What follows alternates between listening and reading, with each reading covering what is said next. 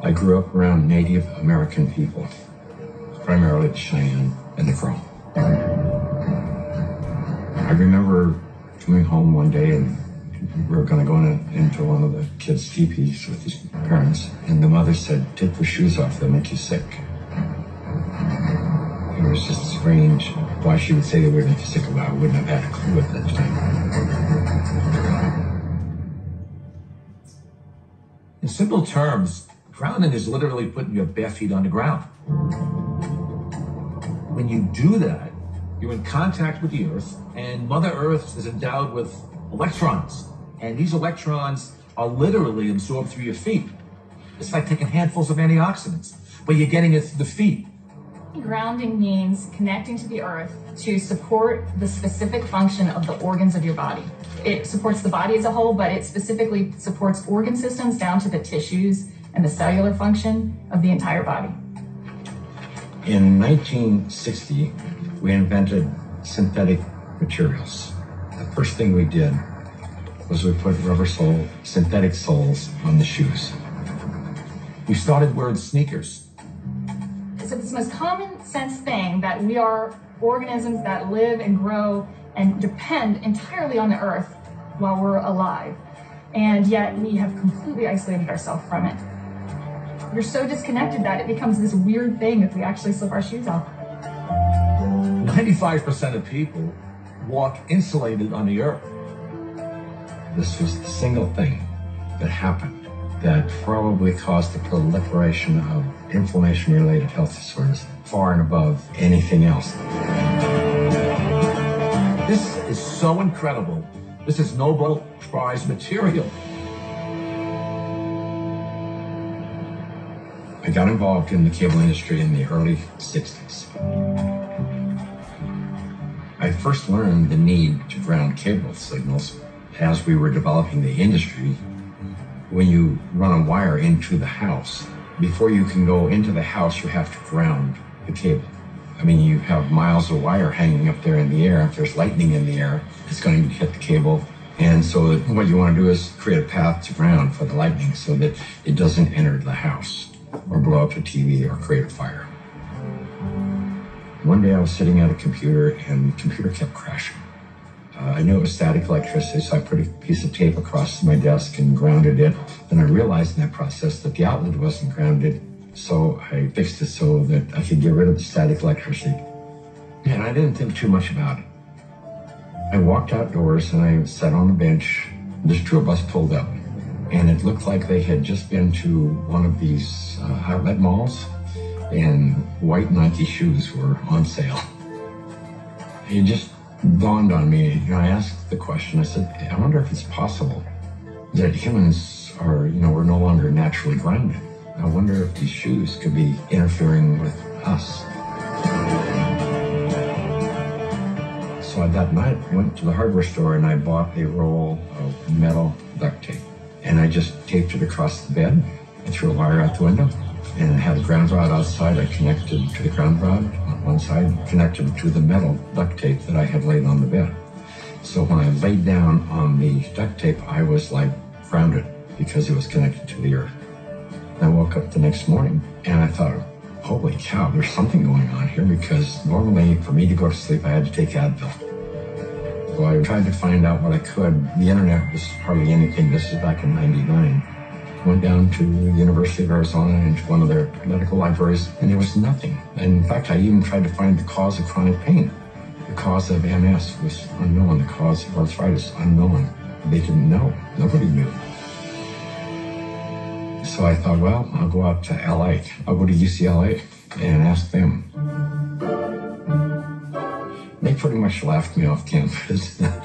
They said, you expect us to believe that somebody's going to put a nail in the ground, tie a wire around somebody's toe, and it's going to make them sleep better? I said, get out of here. Go away. You're nuts. So I ended up having to put together my own study, and we grounded 60 people, and the reports that came in were unbelievable. TMJ disappeared, PMS disappeared, inflammation reduced, pain. Everybody slept better.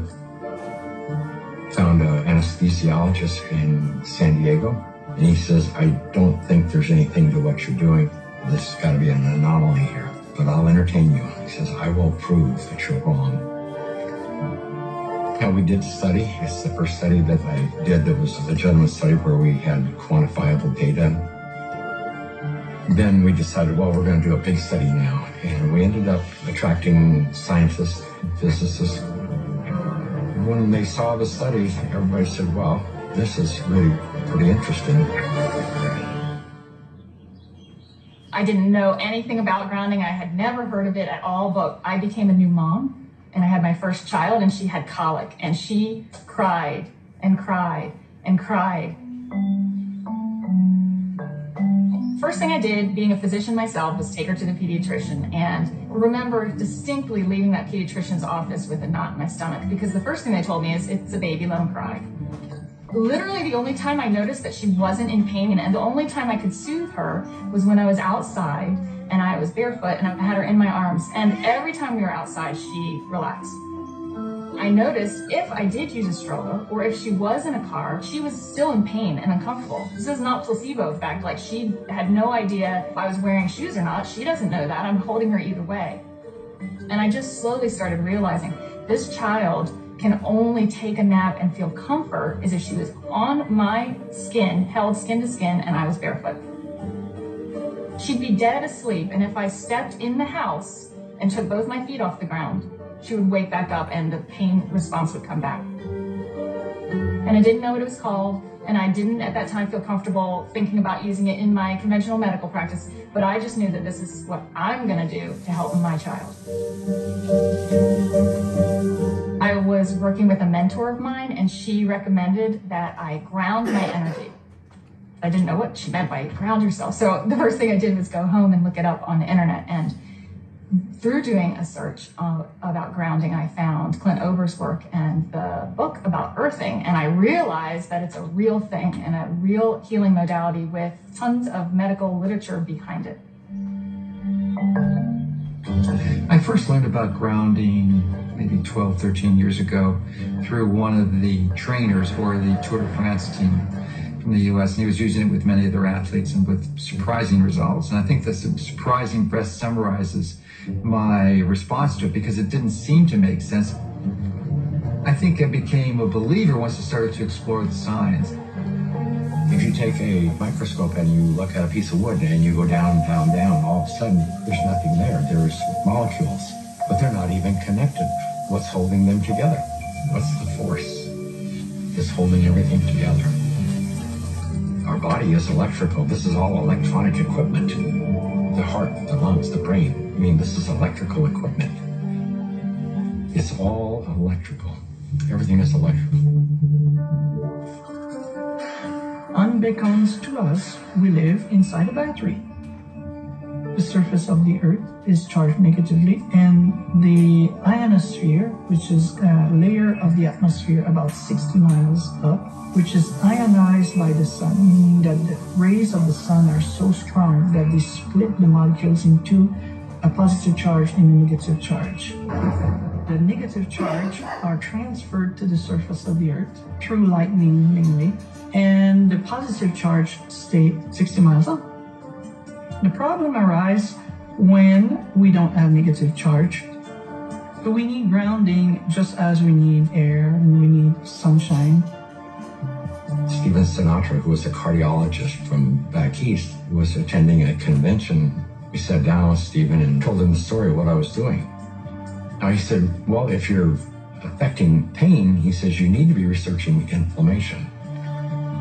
You don't have arthritis, you don't have cancer, you don't have all these health disorders. What you have is chronic inflammation.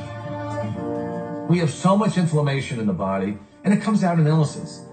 We go to a doctor with all these complaints, but a lot of it is silent inflammation, including my specialty, heart disease. Heart disease is an inflammatory process. So how do we reduce inflammation? Inflammation is produced by neutrophils, which is a white blood cell. You have an injury, you have a damaged cell. And so these white blood cells come over and they encapsulate the damaged cell and they release reactive oxygen species, which rip electrons from the damaged cell and that destroys the damaged cell.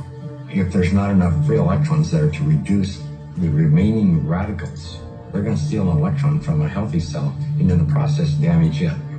Then the message goes out to the immune system, and another neutrophil does the same thing, eliminates that cell, and then you end up with a chain reaction. ATP is short for adenosine triphosphate. It's the energy currency of the cell. So we're bioelectrical beings. That's the currency of our body. That's how it works. That's how we run our biological systems, is by generating this electrical energy that's transferred. And when we connect to the earth through a conductive surface in some way, there's a transfer of electrons that slowly go into our body.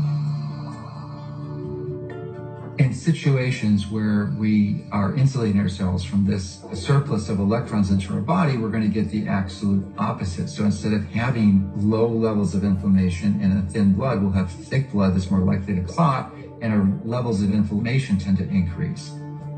You could take anybody who has chronic pain. It doesn't matter who they are. It doesn't matter what's wrong. And ground them, and you're going to have a significant reduction in pain. You're going to stop the oxidation or the inflamed portion. That stops almost immediately. Then the body can heal and return to normal.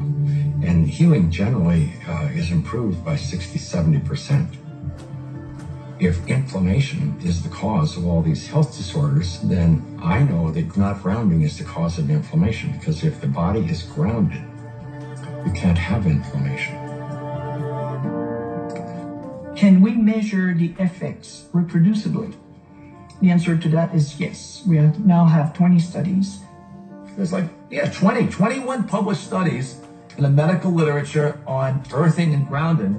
And this is peer-reviewed stuff. In simple terms, what earthing does is literally, it quenches the fires of inflammation. And if inflammation is the source of all root illnesses, including Alzheimer's disease, cancer, heart disease, diabetes, I mean, the list goes on and on. If you can impact inflammation and, squelch it, kill it, stop it, we're going to be healthier beings. So, why hasn't it caught on in mainstream? I can only say it will. There's a well-established, traditional, conventional system that relies on expensive intervention. So they'd like to perpetuate that, and they're not too interested in having some competition coming in for a lot less expensive to sort of sabotage their profit levels. Because their goal isn't to help humanity. Their goal is really, as corporations, is increase their profit. The question becomes, how much of an influence has lack of grounding been in the epidemic of disease that we have? Is this grounding a factor? The light switch went on, and I thought, we're doing things completely backwards here. A typical day for a child is completely ungrounded. Most children wake up sleeping on a bed that was not grounded in a house or a building or on a floor that was insulated from the earth. And then they go immediately into a classroom that's insulated. And even on recess, in the recess period, they go outside and are literally fenced in and are paved with asphalt. And then they have after-school activities, which are either indoors, or if they're outdoors, they are literally required to wear protective gear. Then even if they're exercising for 2 hours after school, 100% disconnected from the earth. And then they go home and they go inside and they eat dinner and they do homework all hours of the night, and then they pass out in an ungrounded bed. So that's a 24-hour period of time completely ungrounded, and that goes on day after day after day. There's a resistance to integrating novel thoughts, and many times new ideas aren't implemented until the people who hold the counter opinion die. The good thing about grounding is that you don't need a doctor to tell you to do it. You do not need a physician to recommend it to you. You can try this anytime. It is your birthright because you live on the earth. I ground every day. Hey, I want to be connected to the earth as much as I can. I would say about 95% of the day I am grounded, because I believe it's just a no-brainer.